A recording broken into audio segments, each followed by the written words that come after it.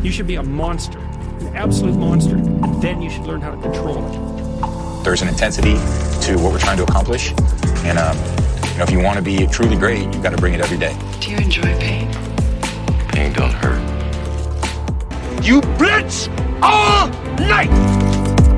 Standing out is a long-term strategy that takes guts and produces results. If you care enough about your work to be willing to be criticized for it, then you have done a good day's work. Hello, everyone. I'm your host, Jonathan Yanez, with the lovely Jennifer Yanez. Hello, you sound like you're using your nighttime DJ voice on me. Yeah, You trying to negotiate with me? Like a radio DJ? Yeah. Then they talk like super smooth jazz. Hey, listeners. You sound like a weirdo. Anyway, if you haven't checked out yet, thank you for joining us. We've had a lot going on since the last episode. We've been across the country and back. Literally. Yes. Not figuratively. No, literally. And so we just came back from a wonderful opportunity with our Infinity System film at the Sunscreen Film Festival in St. Pete, Clearwater area of Florida. So shout out to that organization, all the many talented folks who put that on, who were screening, and who were there to view and provide feedback on the litany of panels. It was quite the experience. And people ask us, oh, how was Florida? Or how was the film festival? I think I'm still processing, so I don't really have like a good answer. Like, it was good and it was incredibly busy, but still reeling. Yeah, there's like hundreds and hundreds of people there. Got to talk to everybody from film commissioners to producers and directors and actors. It was good. There's so many panels there, so like learned so much. We're able to make some connections and then also just like build on some friendships that we already have, like spending time together and experiencing new things together with our friends and just building those relationships was fun. It was exhausting, but it was fun. Yeah, I think it kind of starts in terms of the exact trip itself. There's something to be learned and said about our trip there. So we were supposed to leave out of LAX at about 7:30 and then be in St. Pete by 4:30. And just a reminder of the time change, the time difference too, right? So that's including losing 3 hours. Well, we left our house at about 5:30 in the morning, and we didn't get to our hotel in St. Petersburg until like our hotel room to check in just after 1 o'clock. We got to the hotel to begin check-in process at about 11:30 or so, right? So obviously we missed the opening night ceremonies. We missed the red carpet. We missed the screening because we had every kind of delay one could probably anticipate or not even anticipate, right? Yeah, when we missed our first flight to Austin out of LAX because it was late. And then because the pilot was missing. The pilot was missing. He was MIA. So we couldn't make our flight to Austin. So that set us a few hours behind, and we were able to get standby on a flight to Charlotte. So we got to Charlotte, and then we got on the plane in Charlotte. Everybody's seated. We're ready to go, take off. At this point, we're going to miss everything except for maybe the after party, because after the red carpet premiere of the movie, they were going to have an after party. So we're still okay. Maybe we could still make that. We're going to change in the airport once we touch down in Florida. That was our game plan. Change in the airport into our suit and dress, and then head out. So we're on the plane in Charlotte, ready to go. And I thought he was joking at first, but the captain, the pilot, said that unfortunately there was a fuel issue, issue with the fuel line, that we were going to have to exit that plane, get off, and wait for another plane. So at Charlotte, we got out of the plane, went back to the airport, waited for a different plane to come in out of a different gate. May I point out that the connection we were taking from Charlotte to Tampa was actually the same plane that we had come in on. So the plane we had come in on from LAX had a check engine light, yeah, so to speak. And so, by the grace of God, we made it there safely, but we could not continue. It was not safe to continue on that particular plane. So then by the time the new plane came from Charlotte to Tampa, we weren't going to make even the after party, none of it. So we're like, okay, we kind of came to grips with it. And then heading into Tampa, there was a thunderstorm. No. So we flew through a thunderstorm. I would call it bigger than a thunderstorm. A hurricane. It was, Tornado. there were tornado warnings in the area, and many other planes had to be diverted. But somehow our pilot was able to navigate and got us to Tampa. And we ran into him on the tram afterwards inside the airport trying to get out of the place. And he did share with us that was the longest it has ever taken him to get from Charlotte to Tampa due to the storm and having to drive slower and circumnavigate some of the less safer areas. Yeah, so it was bananas. We left here at 5:30, and like Jen said, we got to the hotel like at 11:30 at night. No dinner, so we had to figure out dinner and then bed and all that And kind then of stuff. change rooms. Oh yeah, if anybody's ever, so if you ever stayed at a hotel where you're directly across the elevators, like I'm talking from our door to the hotel when we first checked in, we were 5 feet, 4 feet, Yep. right across the hall to the elevators. And we've had that experience before where all night you just hear the elevator doors opening and closing, people really loud talking and going down the hall. So even when we checked in at 11:30, we went back down to go ask if there's any other room that he could give us that wasn't directly across from the elevator. So maybe it was closer to midnight Yeah. by the time we actually Yeah. got that And then we room went, that we stayed in. walked down Crazy Town to go get To pizza. go get, yeah, pizza The only was, thing oh, that was man. open was supposed to be delivered, but they didn't have a driver for some reason that night. So all this to say, we weren't mad. We were just tired. And on the plane, chit-chatting with our neighbors, because that's what you do when you see lightning outside your window. Yeah, there's people panicking, doing the sign of the cross, saying their Hail Marys as thunder and lightning boomed Everybody out the was, window. coping in their own way. The airplane rattling. Yeah, but one of the neighbors was saying, like, I can't believe you're going to miss this. I can't believe you're not going to see these people that you were anticipating to see. And I told him, like, what good is being frustrated and mad and disappointed and dwelling in that going to do? Like, we're here. We're just trying to get there safely. It's nobody's fault in particular. These things do happen. It just so happened that they all happened to us that same day, but we were safe and just inconvenienced and disappointed. And he was sharing that his wife was dealing with a bunch of drama with their 10-year-old gymnastics team. He's like, man, they need to hear this story. And I was inspired to buck up. It's okay to be disappointed, but there was no use in us sitting in that disappointment or frustration, taking it out on each other, since we weren't going to be at this event that we had anticipated. We could have been mad at each other or blamed each other for how we booked the flight or whatever it was that happened. But instead, we just kept trying to focus on what was the next step and put our energy of what would be next or how do we make up for it. And I think it ended up impacting our boldness for the weekend. Wouldn't you say? Right. So we missed the first night of the film festival, but there were still 2.5 days.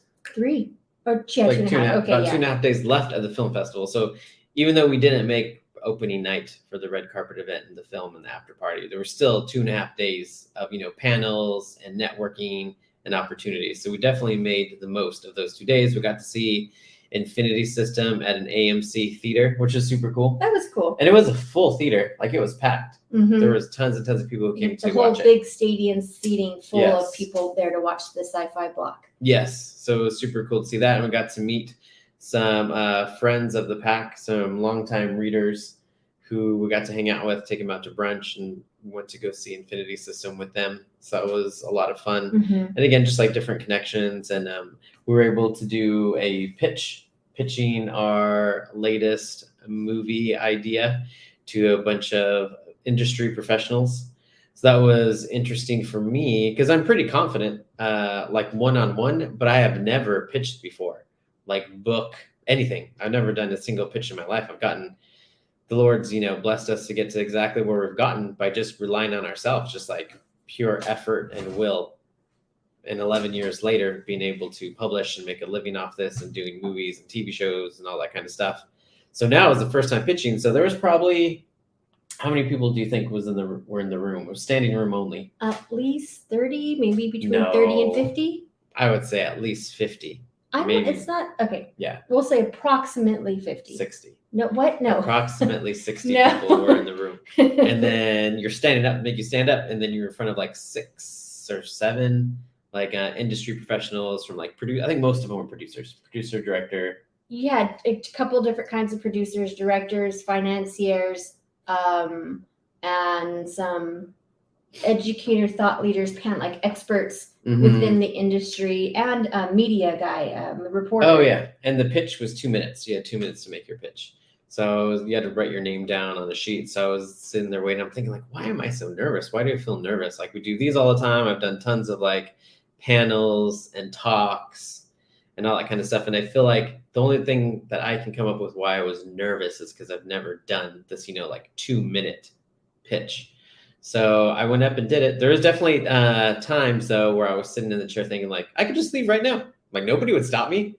I could just leave. They would call my name. Maybe like once, Jonathan Yanez, nobody named Jonathan Yanez would come up and they would go on to the next person. And that would be it. Those thoughts definitely crossed my mind multiple times. But I was thinking of kind of what we try to teach our kids is like, even though fear is a very real thing, that's fine to feel fear. Everybody gets afraid, but what you choose to do with it is what matters. So I was thinking about our 7-year-old and her taking her test to get her new belts for karate. She goes up there and I know she's nervous. She tells me she's nervous, but she goes up there and she does it anyway. And she does a great job every time. So I thought if she could do it, then I could do it. Yeah. And I think to lead at the pack, to lead by example is so key. And knowing we missed that first night, even though there was no way we would have anticipated it, it reminded me of tomorrow or that next moment or that next opportunity is promised to no one. And so take every chance that you can whilst you have it. And so it's not that we weren't necessarily expecting that anyone on that panel would be like, great, sign me up, because they didn't necessarily have that space to do that. Like that wasn't their role. It would make us better for the next time when we are in front of that kind of a decision maker to do that. And simply for the fact that it could make us uncomfortable or scared to do it. And there was a few asks we had to connect with people. And instead of kind of beating around the bush, so to speak, it was do it now. We don't know. They might have to leave. We might have to leave. They may not come back tomorrow. We're not going to see them at the next event. Let's do it now. And that was, I think it could have worked out any better on those opportunities, on the couple that we had. Yeah, in retrospect, because on the panel they would give feedback, right? And I wasn't worried about the feedback. Like I could care less. Like I get so many reviews, good reviews and bad reviews on my books, and I read them all. So it's not like I was afraid to get negative feedback or anything like that. I guess for me, it was just like I'm so goal oriented. Like what Jen was saying, like I'm better at the ask. Like I'll go up to somebody and ask them just like face to face, like, hey, like, are we able to work together? Or do you think that, things could progress versus kind of like just pitching, I guess, just for practice. Like there was no real objective to pitching. I was going to pitch, I was going to receive some feedback, and then that was it. So I guess, I don't know, in my mind, since I'm so goal oriented, maybe that's another thing where I was almost kind of like fearful because I was like, why am I doing this?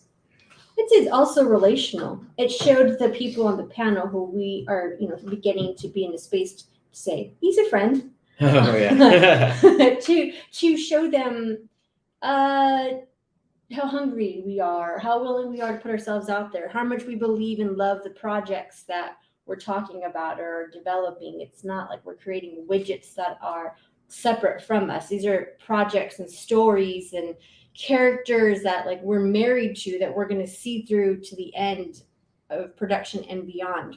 So I think relational, that was a big deal. And I think also in the networking and the mixers and the hallway and in between panels and after the screenings, without having a goal and just being present to connect with people, without an ask of what can this person do for me. Simply, how's your day going? What have you enjoyed? What's your role? What brings you into this? Where, how did you end up here? Tell me your story. And it makes people comfortable, and they start talking, and maybe they don't yet know how to just have a conversation. They're also nervous, or maybe they think it's all about, okay, what can I get out of this person in the film world? But in the end, we met a handful of really great people with amazingly interesting stories. And one of them, as it so happens, even though we were all the way across the way in Florida, one of them's from right here in our backyard, 2 towns over. So that was really, really special. Yeah, a lot of the conversations, like Jen said, like, because it's a networking event, and I think some people are looking to get something out of other people. A lot of times I would just open a conversation. It was like, I don't know, I don't really want anything from you. Just like, how's it going?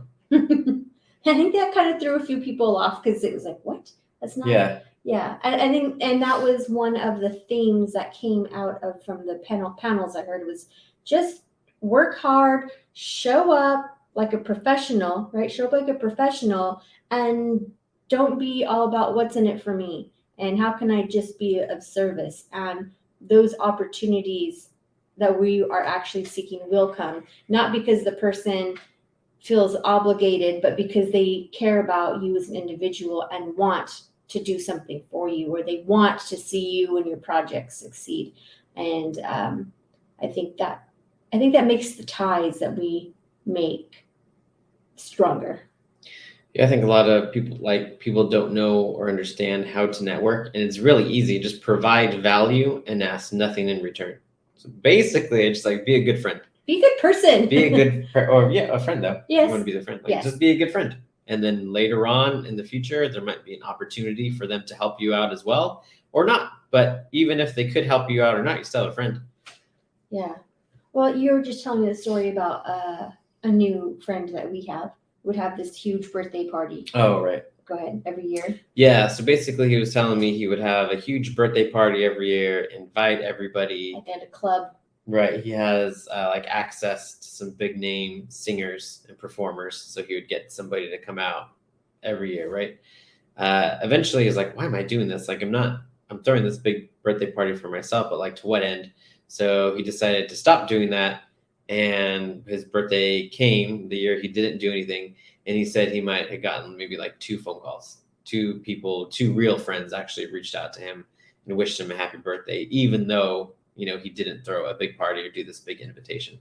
So it's kind of like, seeing who your real friends are there to help you and support you and to provide value, even if it means, they're not getting anything in return.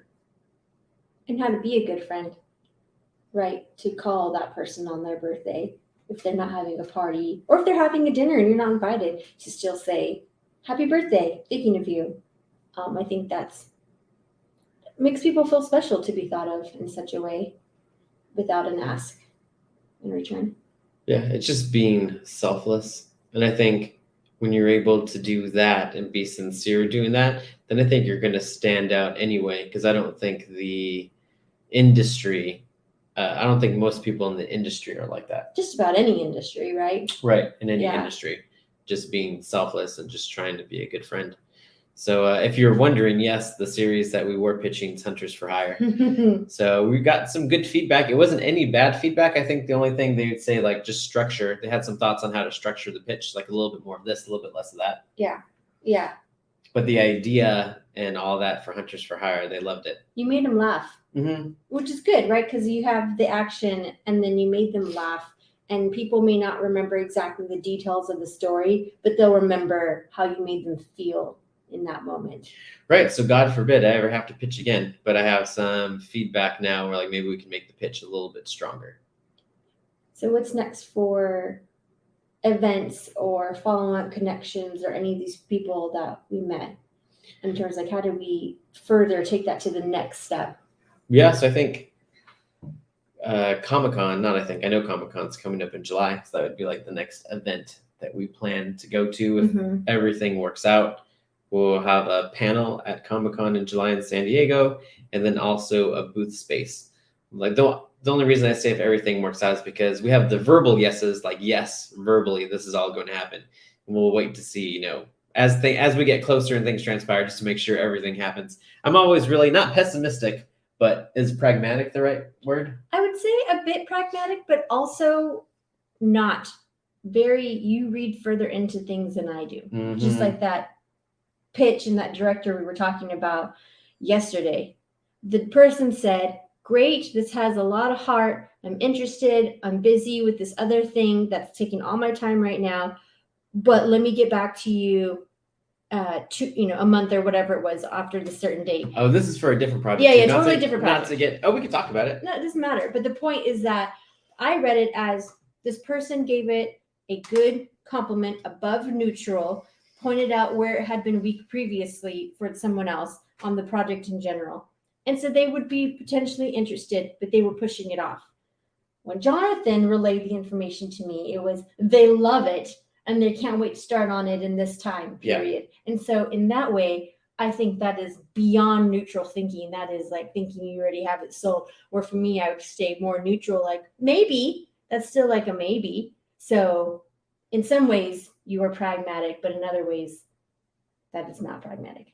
Okay, so Yeah, so there's so many opportunities going on now. There's Infinity System that's being shopped for a book deal, and then TV show. There's movement on that, and then there's Hunters for Hire, which basically was like kind of like our big thing that we were talking about at the film festival.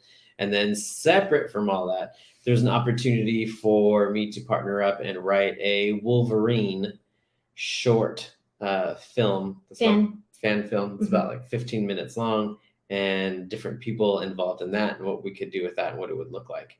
So that's been a lot of fun. It's been a lot of fun to like Wolverine's my favorite character. So out of all the characters, to be able to write a Wolverine fan film. And how did that come about? Were you seeking that No, opportunity? that was just at WonderCon. We were able to meet someone that has some connections and with like directors and funding and different things to be able to put that together. So we just met someone and we were nice to them and chatted with them. right, And they didn't asked want anything questions. from Yeah, them. They were just they being asked friendly. questions. We expressed interest in what they were doing. They found out more about who you are and what you do, and they were in. And now I think you've talked to that person nearly every day, Just providing value and being there. and just being a good friend, and opportunities work Yeah. out. And I'm sure, I mean, there's tons of times that we were kind and just a good friend to somebody else, and then nothing ever came of it, but we still have a friend. Which is worth their weight in gold, right? Right. So I guess kind of like thinking about what comes next for film is to continue to put ourselves out there and not to get tired, because I feel like it's a marathon. You can get tired of doing good, but I think that's the key. Don't get tired of doing good. Don't Keep grow on. weary. Don't grow weary of doing good. Mm-hmm. Keep on. Is that a quote from somebody? It is from Sounds like Jonathan it. Yanez. To keep on putting yourself out there, because I understand now why people who have hit a certain level of success, maybe an author whose series did really well, and all of a sudden he just stops writing that series, because it's hard. It's work. It's a lot of hard work putting yourself out there over and over and over again. So I wonder if those people who have hit a certain level of success are just kind of tired of the grind or tired of putting themselves out there. And I can understand that. Like, I'll never stop doing it, but I can understand the process of, kind of like wears on you after a while. So you're saying be a good friend, not asking for anything in return, and not growing weary of doing good. Right. Good For the for others. others and good for yourself too. Yeah. Like, it's good for us to put ourselves out there. I mean, this is really the first year that we've kind of shifted our business into going to more events and getting out there. It just started in November, I would say. Yeah. November, we went to the first film festival, because we've only been to 2 film festivals. Infinity System was nominated for 5 and we won 3. Is Yes, that correct? as of this past week. So 5 film festivals that Infinity System was nominated in, and we won 3 out of the 5. So, and we've only been to 2 though. So, I mean, all good things. All good things. Yeah. And I think Like Olaf from Frozen. Yes. Did you get the reference? Yeah, I got the reference, you weirdo. Just keep on talking about it. No, stop. Yeah, can you tell them I'm willing to share the story about the maybe neutral thinking example that you shared with me yesterday? Oh yeah, neutral thinking is basically I'll tell you a story. So let's say back in the day there's a king in Africa and his right-hand man, his best friend, is also his armorer. So making sure that he has, the right weapons when they go hunting and making sure he's safe and secure. So one day they go out and they're hunting, let's say, monkeys. So they're hunting monkeys and the king shoots, the gun backfires, just, fluke accident. The gun backfires and blows off one of his fingers. And he's so mad at his best friend who's supposed to be taking care of this that he throws his best friend into the dungeon.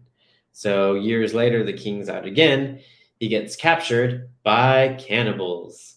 The cannibals are about to eat him, but in their culture, anything that's like missing a limb or that's not complete is considered like unfit to eat. So they see that he's missing a finger. So like, oh no, we can't eat this guy, even though he looks delicious.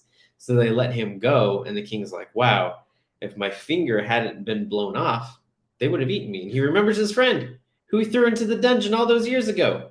So he goes and he gets his friend out and he's like, oh man, I'm so sorry. Thank you so much. If it hadn't been for my finger being blown off, I would have been eaten by those cannibals. You should have been with me all these years, all this time. And his friend's like, no, I don't want to be with you because if I was with you when that happened, I have all my fingers. They would have eaten me. So it just kind of goes to like neutral thinking, like everything happens for a reason. So you can't really get like all bent out of shape because, we didn't make the opening night premiere. We were traveling for, was it 18 hours? Between From 16 and 18. 5:30 in the morning to 11:30 at night, we were traveling. So you can get all bent out of shape. But who knows? Maybe we weren't meant to be there. Maybe something, not that great would have happened if we were there. Who knows? Who knows? I think you can't know. So all you can do is do the best with the information and the situation in front of you, and then do the next best thing or the next right thing. And that's kind of what we're taking into this season. We're doing things this year that we haven't done before, whether it's sparring in karate or it's Selling direct, going to events, at the signings, going to film festivals, making new films, taking calls with different people and saying yes to other people's projects, which is like kind of what you've been doing, to see where it leads us, but also guarding our time with what is most important to us. So as much as we want to say yes to all of that stuff, that means we have to say no to other things. right? Other things that might not fit within our brand too, because I think my first inclination is always to work. I like to work, right? Working on different projects. I like to write. So writing, but there's been instances now where there's projects that have come our way that aren't bad projects, but maybe they just don't fit our brand for our company, like My Voice. Like, right, I'm writing a lot of action, comedy, adventure, maybe a little mystery sprinkled in there. So other projects that come our way that might be more like horror or romance or things like that, they just don't fit into our brands, even though I would like to say yes because I like to work and I enjoy working with other people. It's not right for our brand. So that's something new for me that Jen's been helping me out with, because I don't usually say no to a lot of projects, but now we're starting to say no to more projects. Yeah, so that way we can have room to say yes to other things. Yes to family time. Yes to taking the kids out for a day. Yes to selling direct. Yes to other things that are going to advance where we feel called and within our purpose. And it's just like some people might say it's the best yes, or not trading good for excellent or good for great. Every time you say yes, you have to say no to something else. So those are some of the adages that we are really looking at doubling down on and employing this year. And so much good things have happened ever since we started getting out of our bubble and going out to events. So we started in November was our first event, and now we're in November through April, 5 months, 6 months. We've the scope of people that we now know that we would start calling, a friend has vastly multiplied, and people who are in different spaces and avenues that we might not be in. Like, it's just, I think we've been shown a lot of favor. Yeah, I was just laughing because I was thinking like, all our new friends, and they're watching this or they catch and like, well, they're talking about me, or like, I think they were nice, but I don't know.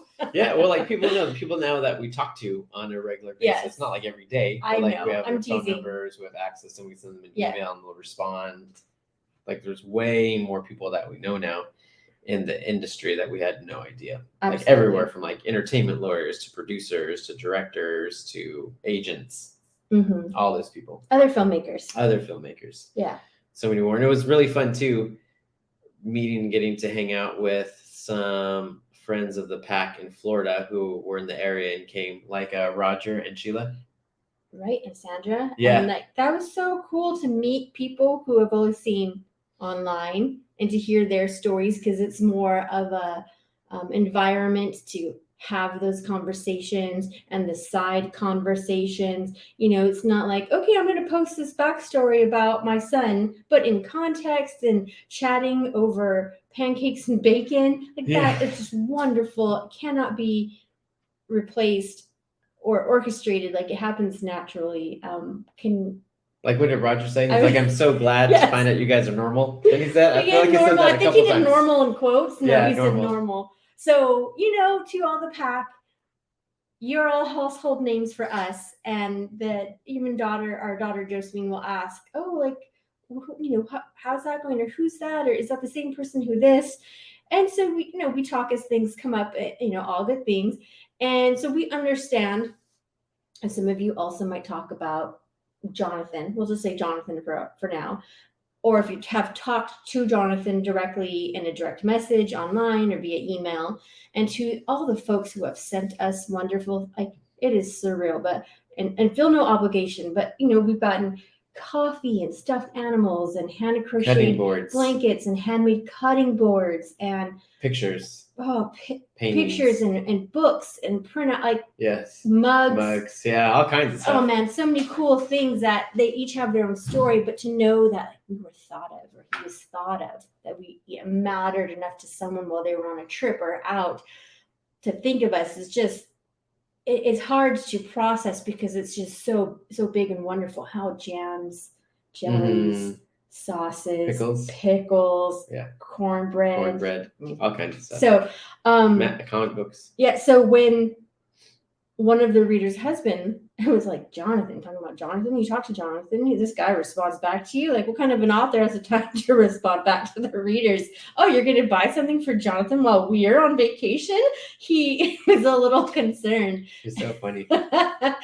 And so he was glad to find out, oh, okay, he's happy. He's married. He's happily married. He's got a family. Okay. But then when he met us in person, I think that really put his mind at ease. It's normal. These people are normal. They're rather normal. Yeah, so thank you everybody for coming out. Thank you for supporting Infinity System at the film festival in Florida, but also just supporting us like every day that you show up and you decide to check in, see what the pack is doing, or you decide to tune in, listen to an episode of our podcast. You're supporting our business and what we're trying to build. Thank you. Yes. Should we end there? Yep. Okay, everybody. Thanks again for tuning in. You guys matter. We love you guys. You're part of our pack. Thank you.